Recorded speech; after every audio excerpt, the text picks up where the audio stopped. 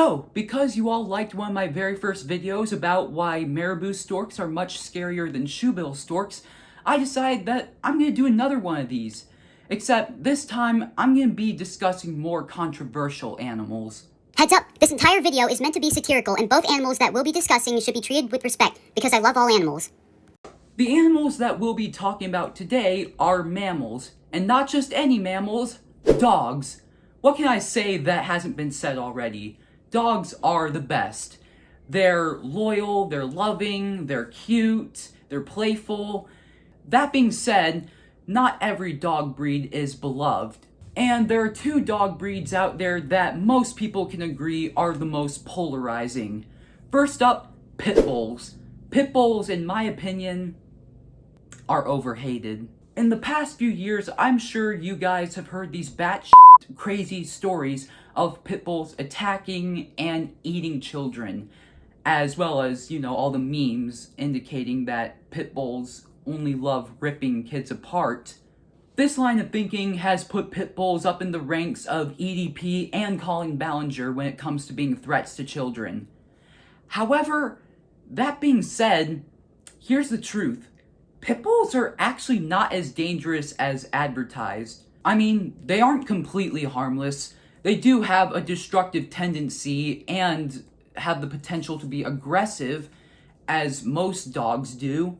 They're also very large, with their average maximum weight being around 60 to 65 pounds, and they do have among the strongest bite force of any canid at up to 240 to 330 pounds per square inch. These facts alone are enough to scare people into wanting all pit bulls to be banned and euthanized, but these statements are just a drop in the ocean compared to all the positives I have when it comes to pit bulls.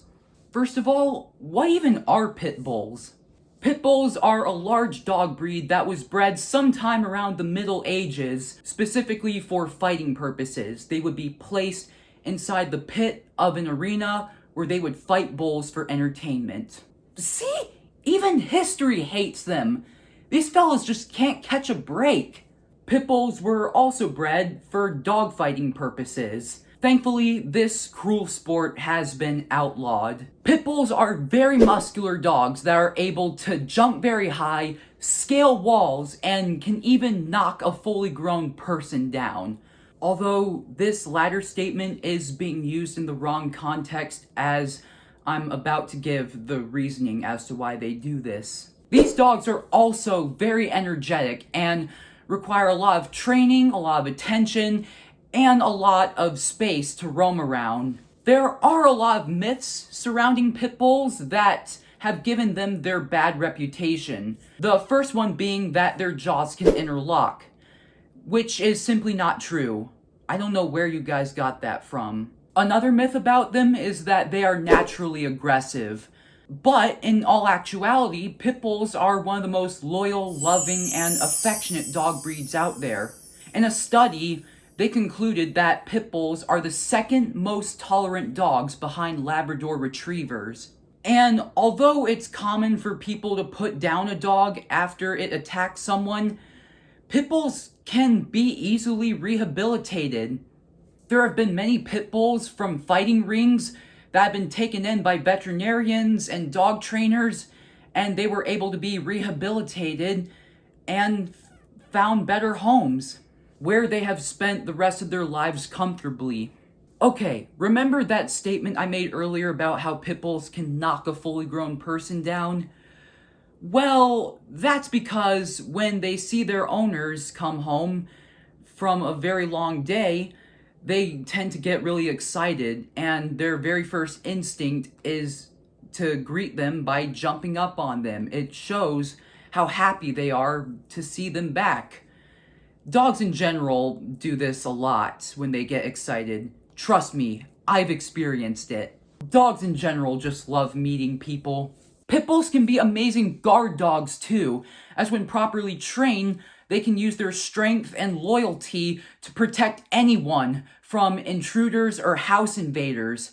Keyword being properly trained, as any mistake in training could lead to something seriously devastating. But what about all those children who got eaten by pit bulls?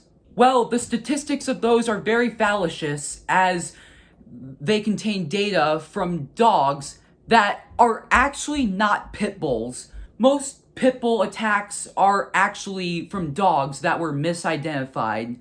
So, pit bulls actually kill less people a year than advertised. Now, are pit bulls the best dog out there? Well, no, not exactly. They still do require a lot of care, a lot of attention, a lot of space, and more training than the typical dog like a mini schnauzer would. I'd give them a 6 out of 10 for the average dog owner. Not the best, but I still love them. But what would be the worst dog breed to own? Peter, what the hell is that thing? It's a dingo. I named him Bingo. That would be the dingo. Not a dog, you may ask? Well, it was domesticated by the Aboriginals 4,000 years ago when they arrived to Australia. At least that's how we think they evolved. Dingo evolution is complicated, but the most agreed upon factor is that they descended from the Asian wolf and were domesticated by the ancient Aboriginals, and when they arrived to Australia, they became feral. And once they arrived, they immediately wreaked havoc. They wiped out the continent's top predator, the thylacine, because they were much bigger, faster, and stronger, and they could easily take down one. And they pretty much outcompeted them for food and resources. If you guys think that I'm gonna trash dingoes because of a certain event that happened in the 80s, oh no! That's a biased reason to trash on an animal. There's more to dingoes than meets the eye. Do you guys know how dingoes exactly hunt their prey? They bite the throat and thrash it around violently, causing a lethal combination of suffocation, decapitation, and bleeding out. Dingoes are also pack hunters, which means if you get surrounded by them, you're pretty much f***ed. They're one of the most advanced dog species in the world, as they have adaptations and traits reserved for them and only them. For example, dingoes have very flexible wrists that they can use to climb trees, peel back the skin of an animal, or open gates and doors like a furry velociraptor in Jurassic Park. Now that I think about it, what if dingoes actually made a trade with cheetahs for all of their abilities that they should have had? That had to be one of the worst trades in history. Dingoes are naturally shy and wary of people, and when they do attack, it's usually the person's fault. But predatory attacks have happened. If this murder bluey does attack you, then cover your chest, stand up tall, look it very sternly in the eye, and walk back very slowly. This will convince the dingo that you're not worth hunting for. And by all means, do not make any noise or sudden movements whatsoever. Don't wave your arms around. Don't scream very loudly, because this will ignite the dingo's predatory instincts. Also, if you're gonna go camping out in Australia, make sure you store your food and trash properly, as dingoes are opportunistic and most attacks are caused when they are fed by humans, whether intentionally or unintentionally. And they'll start to see you as a source of free food and eventually start following you. The highest concentration of dingo attacks occur on Fraser Island, and this is because every Easter holiday, Australians just love to go to the island to camp out. And every year, someone rolls snake eyes and gets attacked by one. Thankfully, there hasn't been a death from a dingo attack in 22 years. Usually, children are the main target of dingo attacks because they are small and helpless. So, make sure you keep a good eye on your kids too. Only 2 deaths have occurred because of this Australian baby Grinch, but the dogs themselves are a different story. Through the 50s and 60s, dingoes were considered pests, and there were several bounties out.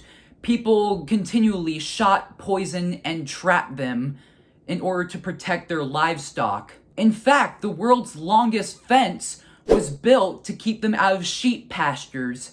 As much crap as I've given them as of right now, I do think they've been discriminated against too much. And although they are wild predators that can certainly be dangerous, they do have an important role in the ecosystem as they help control invasive species in Australia like feral cats, foxes, and rabbits. Hey, would you look at that? An animal that was once an invasive species has now been here for so long that it's now considered native and part of the ecosystem. It's established its own role in stopping other invasive species. A true villain to hero arc. Overall, as dangerous as dingoes can be, they normally don't see people as prey, and they should still be revered.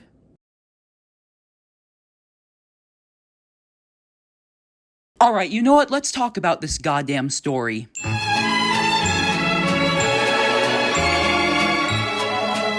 The Dingo Ate My Baby story is something that I shouldn't make jokes about today. It's considered a national tragedy in Australia, and it's something that only Australians can joke about. In the same way, only us Americans can say crap like, "Dadgum! They done hit the Pentagon!" Or, "Holy bejeebus! There's a second plane!" Or was the meme go like, was it? Turn on the TV, they hit the Pentagon! It's a very sad story that could have easily been prevented. The taking of Azaria Chamberlain was actually an installment of a franchise of dingo attacks. And just like any bad horror movie series, each sequel sucked a little bit more. In 1979, a dingo dragged a 3-year-old girl out of the front seat of a car. But that's not as bad as one chasing a kid into a cabin where it mauled him. Then one cornered a whole family, biting a young boy, and then one pinned another boy down and bit him in the neck. And finally, the grand finale, stealing a 9-week-old baby from her tent and dragging her off into the night where she was devoured. The sad part is that the rangers were noticing how much the dingo attacks were increasing, and they had purchased more ammunition to shoot the dingoes that were attacking tourists. But the ammo didn't come in time, and this happened. The park rangers, despite how badly they messed up, wanted to take full responsibility. But the Australian government, in all their greed, swimming in their pool of money like Scrooge McDuck, feared that this story of dingoes killing an innocent child would hurt the tourism industry. And so, they pinned the blame on the parents. Now, if you know anything about me, you know that I almost never side with the parents if a child is killed by an animal, but I think this might be an exception.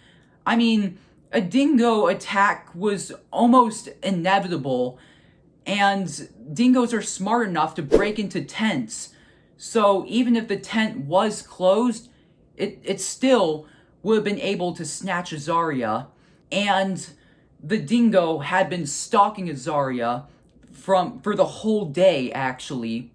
And also, the blame the Australian government put on the parents was almost way too much. The aftermath of this event was so blatantly handled poorly and was so biased against the Chamberlains.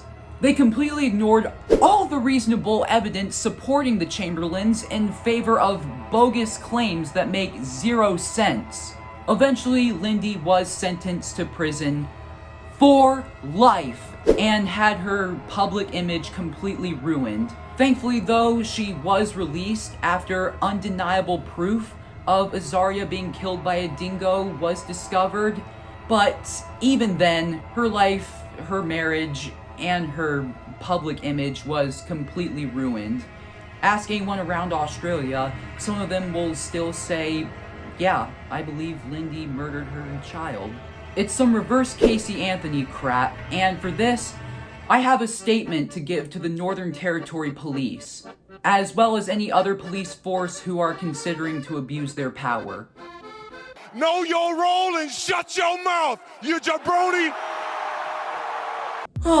Well, this was fun. Hopefully I taught you guys something. Take care of your pets and don't be a fool around any wild animals. Pitbulls aren't dangerous just as long as you train them properly, and dingoes aren't dangerous unless you're an idiot. Thank you all for watching, and if you happen to have a pitbull, let me know in the comments down below. And I'll see you guys in the next video. Bye!